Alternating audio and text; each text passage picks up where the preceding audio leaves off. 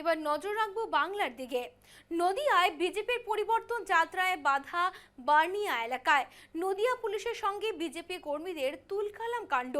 Police বিজেপির পরিবর্তন যাত্রা আটকানোর কারণে বচসা শুরু হয় বলে অভিযোগ।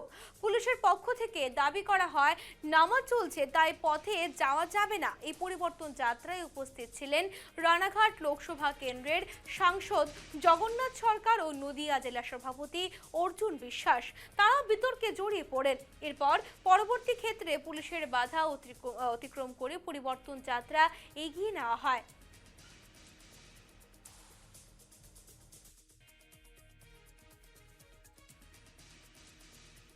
প্রতিদিন আমাদের বাইক র্যালি যখন চলে, প্রতিদিন আমাদের পরিবর্তন যাত্রা যখন চলে, তখনই এই সমস্যাগুলো হয়।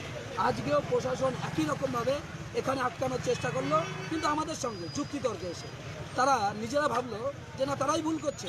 কারণ তৃণমূলের মদতপুষ্ট এই পুলিশ আজকে মানবিকতার পুলিশ নেই, এরা চটিচাটা পুলিশে পরিণত হয়েছে।